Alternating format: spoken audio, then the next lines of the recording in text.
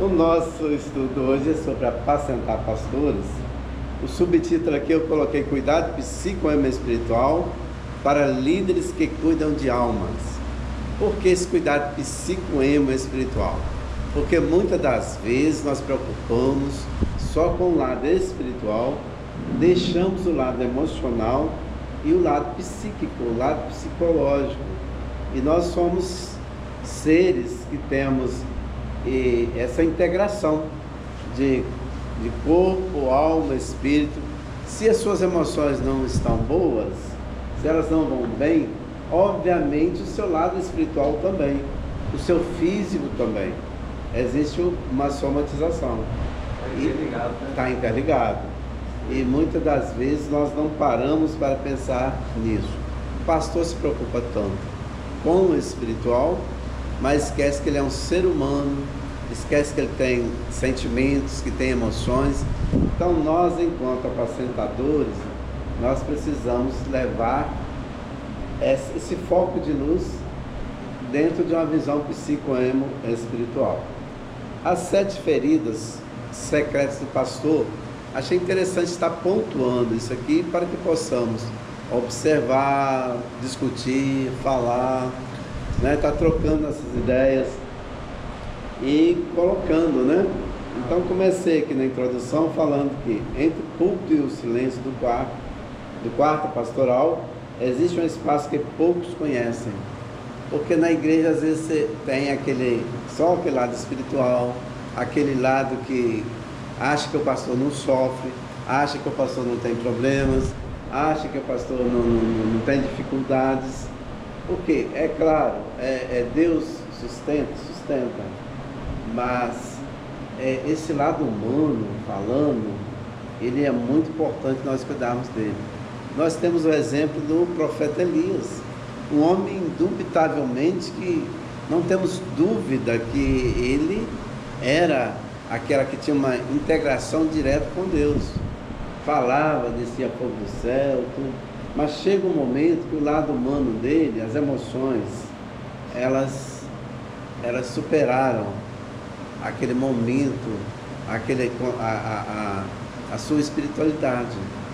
Por quê? Nós precisamos constantemente estarmos integrados. Essa integração dentro da nossa estrutura psíquica. Por que eu dei esse nome, eu criei esse nome psicoespiritual? Porque nós temos o sopro de Deus. Esse método que eu criei é baseado totalmente na minha experiência científica, mas ela é totalmente cristocêntrica, é totalmente espiritual. Baseado no neste do sopro do homem possui, se tornou alma vivente com o sopro de Deus que é espírito. Entendemos que se não trabalharmos isso, mesmo com pastores, quem é profissional da escuta em consultório, ou mesmo em ambiente, atendendo uma ovelha, tem que levar isso em consideração. O ministério pastoral é uma vocação profundamente nobre. Sabemos aqui que é uma vocação, é um chamado. Certa feita, dando uma palestra para pastores lá em Teófilo Otoni, um encontro de pastores. Devia ter uns 100 pastores lá. Eu falei, olha, se pastor fosse profissão, mas não é vocação, é chamado, mas se fosse profissão, seria a mais difícil que tem.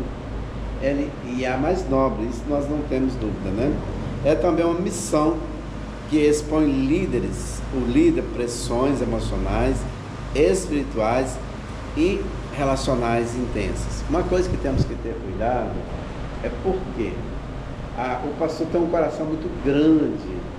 Ele sofre quando a ovelha está sofrendo, o membro está sofrendo. Ele sente, e a Bíblia diz, alegrai com os que se alegram e chorai com os que choram. Isso é bíblico, mas nós precisamos saber separar, Senão, o que eu chamo de essa integração das emoções, da empatia, e eu falo isso muito mais para os meus alunos de psiquiatria, psicologia, psicanálise. Empatia, compreender mas geralmente 90%, inclusive de alguns profissionais, eles atendem com identificação empática. Como é que é isso? A pessoa chega, não, pode me falar, eu já passei por isso, eu tenho essa vivência. Isso não é, eu oriento, isso não é aconselhável. A experiência é importante, mas no momento do atendimento, nós precisamos atender com o que eu chamo de compreensão empática.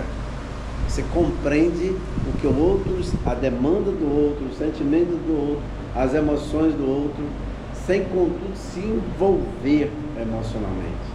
Porque esse envolvimento, essa identificação empática pode ter um envolvimento emocionalmente. Isso pode canalizar, inclusive com, por exemplo, um atendimento a um membro feminino, esse envolvimento chega ao ponto que, se não tiver cuidado, pode ter um envolvimento afetivo. E isso que nós precisamos evitar, né? Tanto como profissional da escuta, como pastor, como líder, temos que ter essa separação. Por quê? Senão nós vamos acabar levando problemas para casa. Isso já vai começar a interferir na família, na esposa, nos filhos, no seu relacionamento lá. Então, assim, o que está na igreja, ou está no gabinete pastoral, ou está em nosso consultório, eu sempre oriento, deixa lá. Em casa é outra coisa. Quando você sai de casa, deixa os problemas em casa também. Um exemplo forte de compreensão empática eu passei por isso. Meu pai foi a maior referência de pai, de amigo, de líder espiritual, de sacerdote para mim. Ele teve um quadro de neoplasia grave, eu internei ele e passou por um processo cirúrgico, que foi quando abrimos, não tinha nada para fazer, estava todo tomado, e eu atendi, fui para o consultório, atendi aquela noite, estava de plantão, uma pessoa que estava 3 meses, uma moça, 3 meses, chorando, que não comia, não dormia, porque tinha perdido o pai.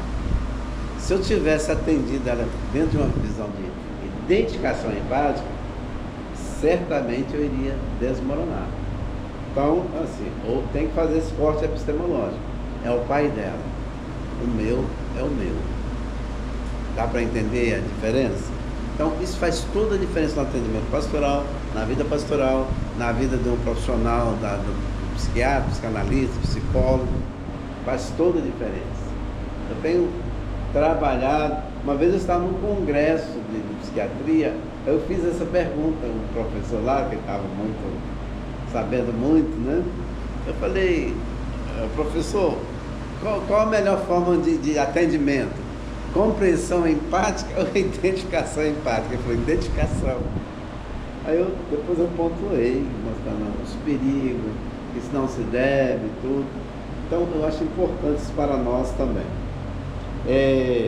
Vou já passar aqui para a solidão, as 7 feridas, né, do pastor. A solidão. Uma das experiências mais comum no ministério é a solidão. Realmente, o pastor é muito só, né? Então, quando o pastor consegue, dentro dessa solidão, viver a sua solitude, isso é crescimento.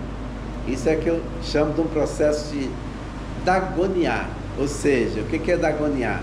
É um método que eu criei, está dentro, esse termo é novo, né? Já uso uns 2, 3 anos. É quando você ultrapassa a barreira do coletivo, sai desse coletivo para adentrar no seu mundo interior. É você ser você, que você foi criado com uma impressão digital única, com o sopro de Deus único, né? Então, quando nós sabemos disso, isso também nos fortalece em nosso viver. É claro que é importante nós viver em nossos atendimentos, porque se aquilo que o dia a dia nosso, no meio que estamos inseridos, se nós não soubermos fazer essa distinção, nós vamos nos perder. Então, dentro dessa solidão, viver a solitude ela é importante, porque o pastor está cercado de pessoas muitas vezes sente que não tem com quem compartilhar suas próprias dores.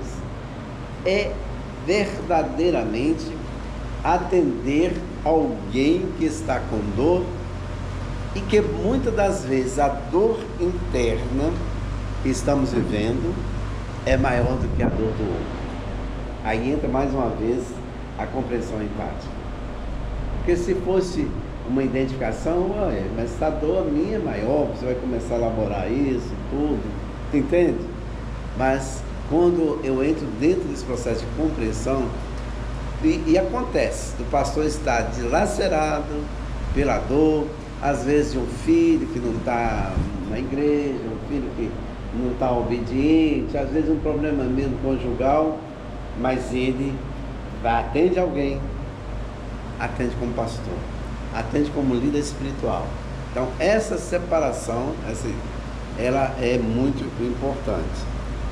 O pastor ouve confissões, aconselha casais, consola enlutados, orienta vidas, porém quando sua própria alma precisa de falar, frequentemente não encontra espaço seguro para isso. É outro problema que um pastor enfrenta, mesmo profissional da área de psicanálise, psiquiatria ou de psicologia.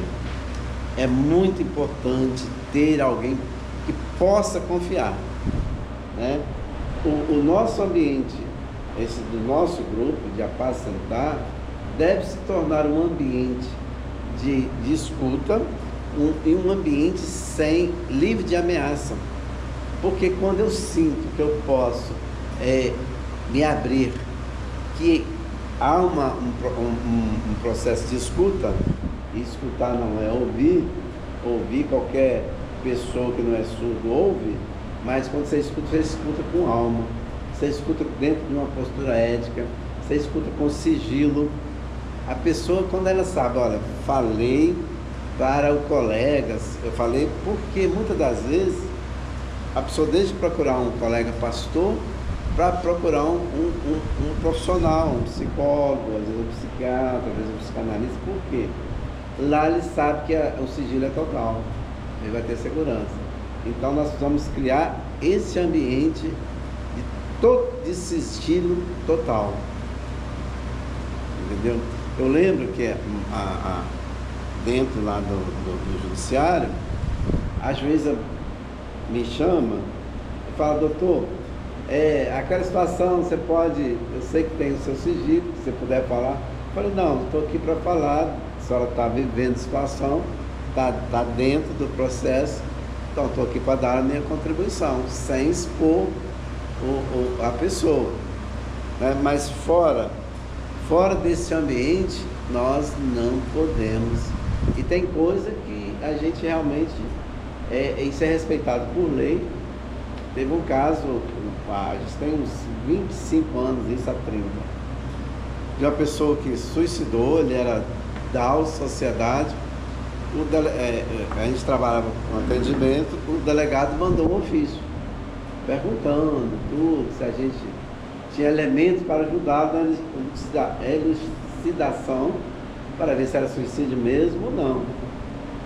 Nós respondemos que, infelizmente, não poderíamos, né? É uma pessoa que a gente tinha atendido, mas o sigilo era absoluto. Então, o sigilo é muito importante, né? Quando a pessoa procura, né? Nos procura, né? Dentro dessa solidão, nascem vários fatores: expectativa de perfeição, medo de julgamento, falta de líderes que também cuidam de pastor, e é o que nós estamos fazendo aqui, né? Cultura religiosa que confunde vulnerabilidade com fraqueza. A solidão prolongada pode gerar isolamento emocional e desgaste espiritual. Isso é muito importante. Porque quando vai a pessoa entrando no processo de solidão e não de solitude, há um isolamento emocional. Pode haver, inclusive, certas rupturas com a realidade. Por isso que existem muitos líderes religiosos que eles começam a falar coisas ou viver situações como se fosse a terceira, a quarta pessoa da Trindade. Eles saem de um processo, eles criam um processo de megalomania, de grandeza espiritual, isso é muito sério. E a megalomania é um tipo de psicose, ou seja, a pessoa começa a viver fora da realidade, isso é patológico. Então infelizmente nós vemos muitos líderes que são assim. Obviamente eu creio que não são pastoreados, acham que não precisam, né? Pressão pela perfeição, passar rápido aqui para não tomar muito tempo. Muitos pastores vivem sob uma pressão silenciosa, isso é fato, não tem como, e vive mesmo. Precisa parecer espiritualmente impecável. Tem coisa que nem com a esposa a pessoa vai partilhar, mas quando ele tem um pastor, um colega, para ele desabafar, para ele trocar, que sabe que vai ajudar, sabe que vai escutar, isso faz diferença na vida de qualquer pastor. Sim? Não está se alimentando, então não vai correndo não, vai, deixa Deus usar. Ah, tá bom. Não precisa correr aqui não tem ninguém está com pressa não. Não poderia fazer hoje, mas outro dia, mas é bom. Obrigado, porque eu não sou muito tomado, eu sou realmente mais... Eu estou aqui, assim, aberto para poder ouvir e me alimentar. Ótimo, obrigado. Então, assim, sobre essa questão de a pressão silenciosa, que às vezes cobra muito do pastor, e tem que ser aquele super, mega, hiper espiritual. É claro que nós precisamos de estar bem dentro do nosso processo psicoema espiritual. Por quê? Quando eu tenho a convicção dessa síntese integradora, essa junção do meu processo interior com Deus e a mente sem Deus, a mente que não, se negarmos essa visão, esse sopro de Deus, esse intelecto espiritual, a gente está mutilando parte da nossa personalidade. E até bem pouco tempo, acho que a ciência não tem visto isso. E hoje temos já alguns anos trabalhado isso, no meio científico, mostrando com embasamento científico, aí isso tem já mudado. Nós temos hoje universidades que estão olhando para essa parte espiritual do paciente, porque isso é inegável. Então, quando o pastor tem todo esse conhecimento, ele vai fazer um trabalho muito importante. Tem outro lado, muitas das vezes as pessoas não vão procurar um psicólogo, não vão procurar um psiquiatra, não vão procurar médico, mas procuram o pastor. Quando ele passa essa confiança, quando ele tem esse bom relacionamento com o meio que ele está inserido, quando ele tem uma postura ética, ele se torna confiável. Isso é o que nós trabalhamos, né? A fé inabalável, é claro que isso é importante, mas a gente tem que ter cuidado e saber que perfeito é Cristo. E sempre buscar essa seiva dele, estar ligado àquilo que a Bíblia diz, né? Da videira, né? Ele é a videira verdadeira, o Pai é agricultor, tudo que estiver ligado nele. Porque essa desconexão, o que atrapalha? É a desconexão com Deus. Eu, dentro de um processo da psicanálise tagoniana, eu tenho trabalhado uma coisa que eu lido nessa área, aqui na Europa, já participei muito lá, né? Já fui membro do Instituto Psicodrama Terapêutico de Paris, da Sociedade Belga de Psicanálise. Então, assim, eu sempre pesquisei. E uma das coisas muito importantes é o que eu tenho trazido hoje, que eu nunca vi, a gente não vê isso em psiquiatria, em psicologia, em psicanálise, em livros. É um trabalho que já fiz no livro que publiquei, é sobre a neurose da angústia. Ela aconteceu ali no Éden. Quando há aquela desconexão, quando o homem peca, quando desobedece, houve o quê? Um afastamento de Deus. Então, a neurose da angústia ali, o que é angústia? Incerteza do porvir. Começou ali, no Éden. E durante muitos séculos, né, nós pensamos em quase 6.000 anos da humanidade, pós-dispensação edênica, não estavam atentando para isso.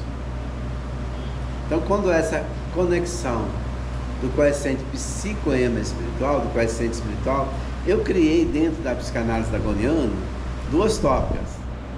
Estou falando aqui para pastores que têm conhecimento. O Freud cria 2 tópicas. A primeira tópica freudiana e a segunda tópica freudiana. Uma aí de ego e superego, uma é consciente, pré-consciente e inconsciente. São as 2 tópicas freudianas.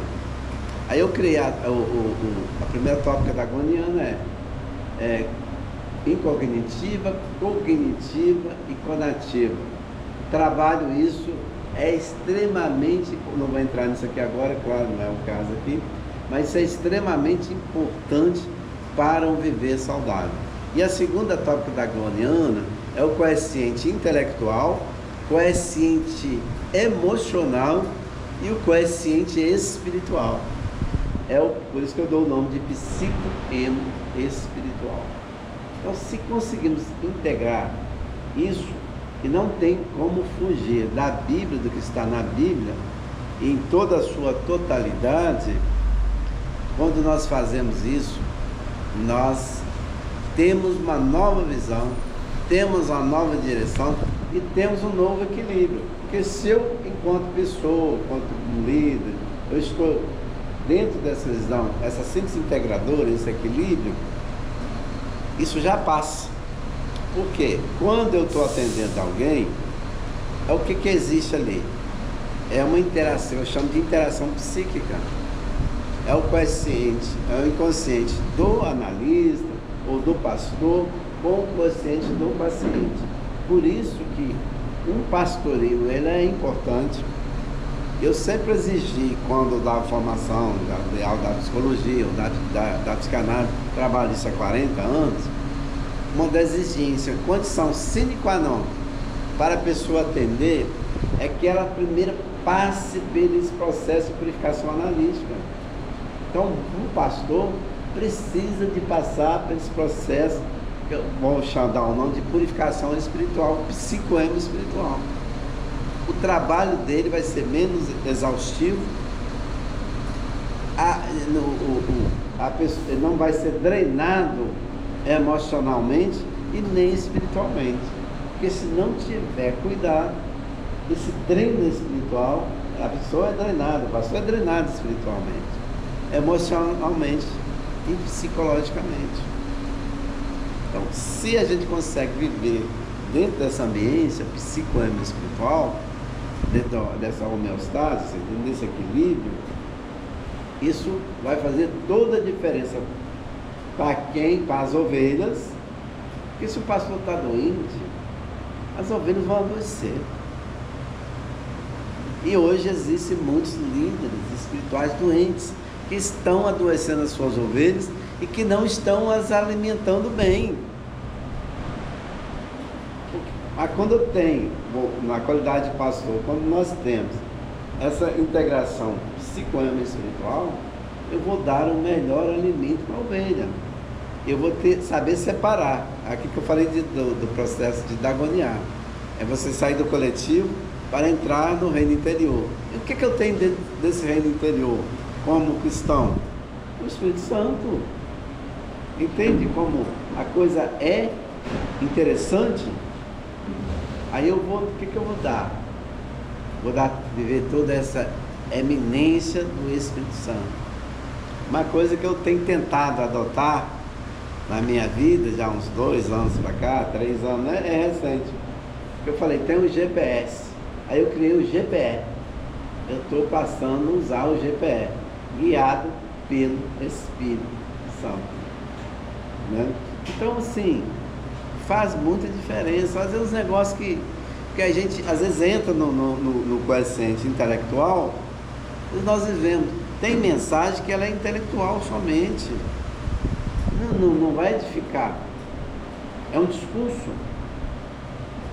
Tive pessoas que eu relacionei, era assim, um português invejável, conhecimento bíblico tinha, a mensagem da pessoa sim, tinha uma boa homilética, mas era discurso.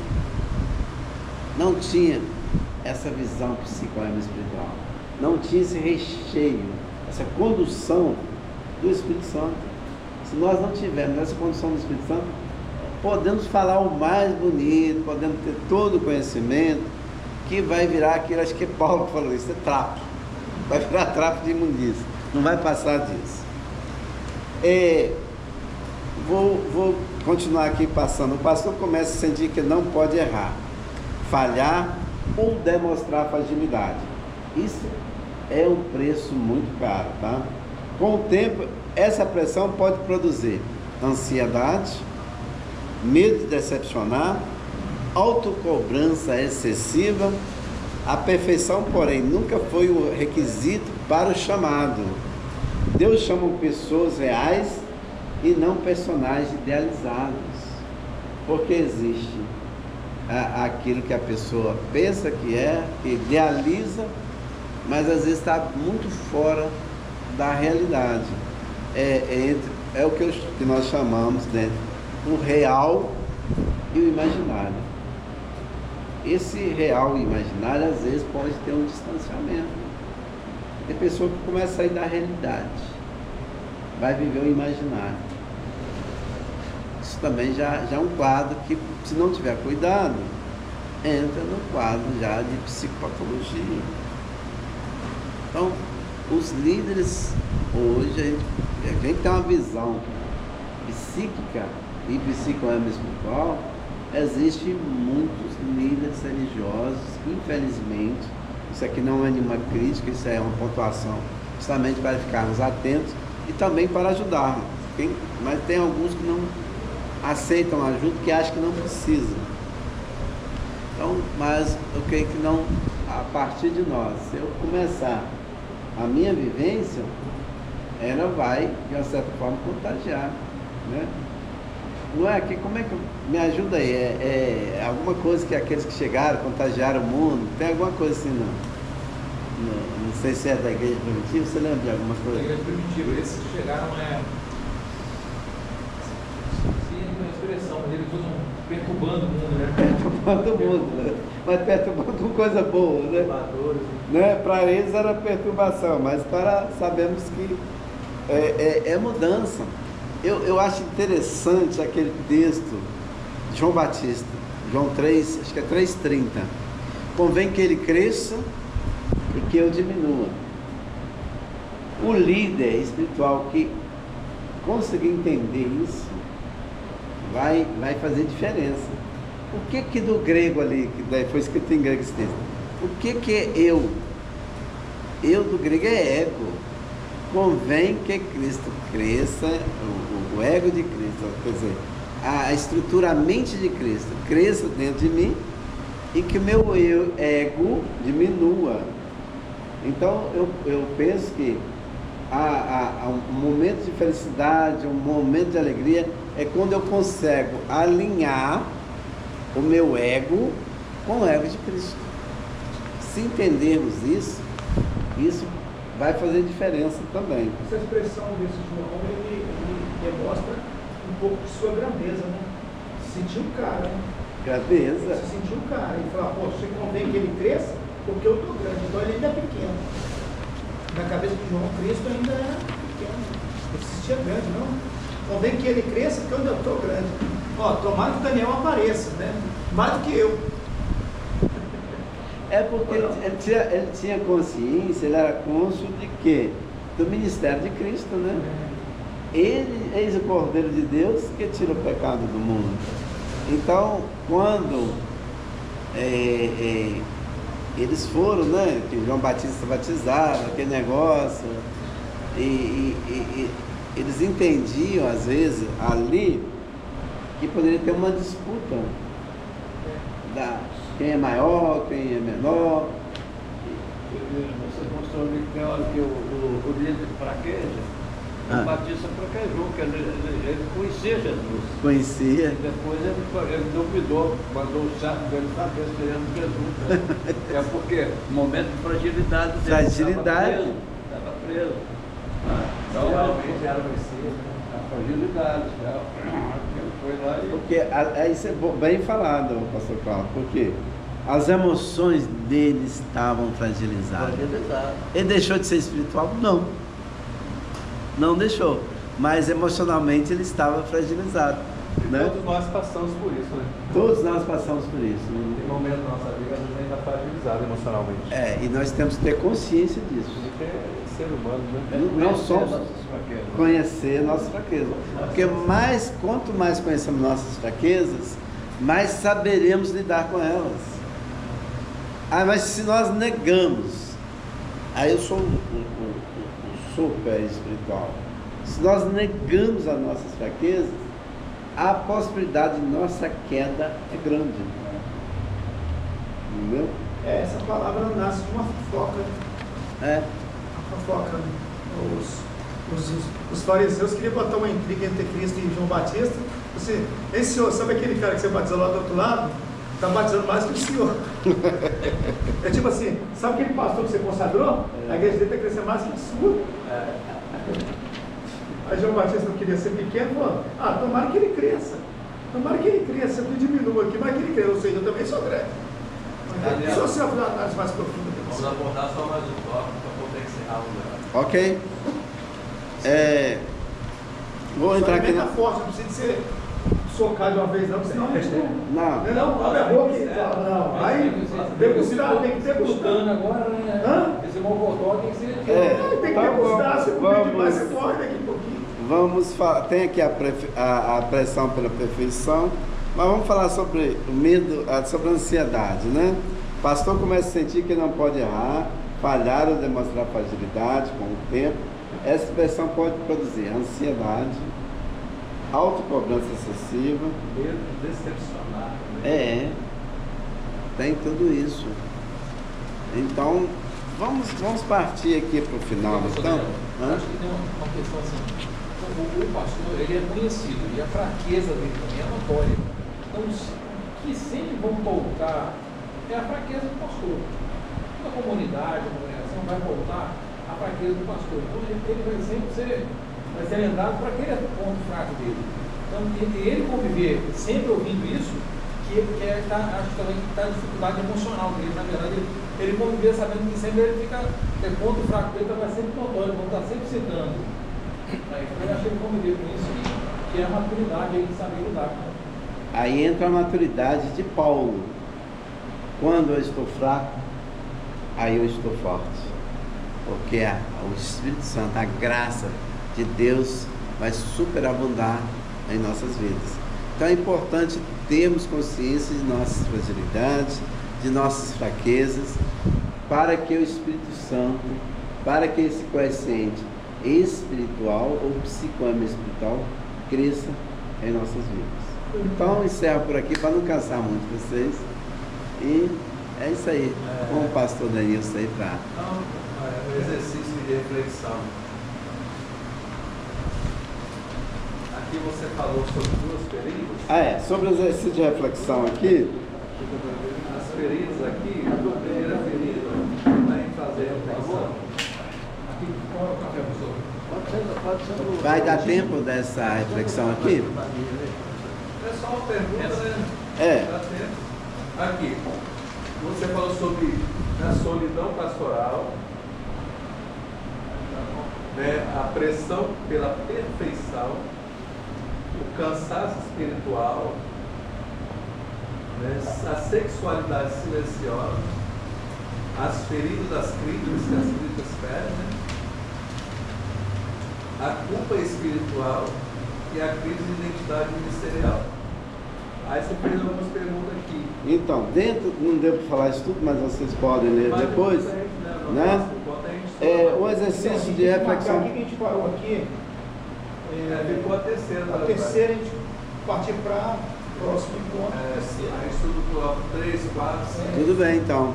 Então, dentro disso é importante E a você. gente já vem preparando também. Tá aí com o material, Nós né? não lemos antes, né? Não produzir esse material essa semana, passei por É antes. bom participar, né? Participar. Aí já vem com a nossa argumentação para confrontar ele. Aí já fica melhor. Eu gosto de confronto, entendeu? Porque o confronto me leva a crescer. Eu acabo crescendo muito. Exatamente. Vendo a participação, fica imaginando que a frente. Esse confronto nos leva a crescer. O que a gente pode Que também abordar aqui, a próximo encontro, ele falando e cada um de nós também trazendo a nossa perspectiva em cima do assunto. É porque agora, no nosso próximo encontro, dentro desse exercício pessoal aqui, você reserve um momento de silêncio e responda com sinceridade. Essa resposta mais importante é pessoal. Querendo trazer para nós, isso vai enriquecer muito. Ó. Qual dessas 7 feridas mais se aproxima da sua realidade atual? Alguma dor ministerial que você nunca teve oportunidade de compartilhar? Pode acontecer de tê-la. O que sua alma pastoral precisa neste momento? Descansa, escuta, cura ou direção? Aqui está. Escreva suas respostas de forma pessoal e reserve tempo para oração e reflexão. Aí traz a resposta, vamos debater aqui, né? No próximo Eu vou colocar encontro. uma quarta pergunta, e se todas, tudo aí. E se encaixando em todo o E a período. quarta opção, marca o X aqui, isso se enquadra em tudo. Então, vamos. Aí a gente vai Esse fazer uma oração momento aqui é um especial. momento psicológico espiritual, inclusive um momento terapêutico para nós. Isso é bom, né? Onde criaremos um ambiente que a gente sabe que pode se despir, desnudar nossas emoções, aquilo que dói, aquilo que incomoda. O pastor Cláudio ele falou assim, poxa, aí a gente vem mais preparado, no sentido de que a gente já leu, já refletiu também sobre o assunto. Então, e a gente também aqui não é um curso, a gente não está fazendo um curso que a gente vai pegar um diploma no final. Não. Então eu sugiro também que mesmo que a gente já passou por esses 2 tópicos que já foram dito pelo Daniel, a gente pode voltar já com uma clareza maior para debater esse assunto. Sim. E cada um de nós também, a outra sugestão, ele deu 7 pontos aí, cada um de nós comentar sobre cada ponto, para ser um fica ponto, o segundo ponto, e depois ele fazer o fechamento também. É porque o bom é realmente. Hoje, para essa abertura aqui, essa fala minha, tudo bem. Mas é bom quando há uma interação, não cansa, não. Entendeu? Essa troca é muito desafiadora. Uma coisa aí, das sugestões aí, tem um cara intelectual também, os canalistas também. Vamos analisar para as próximas.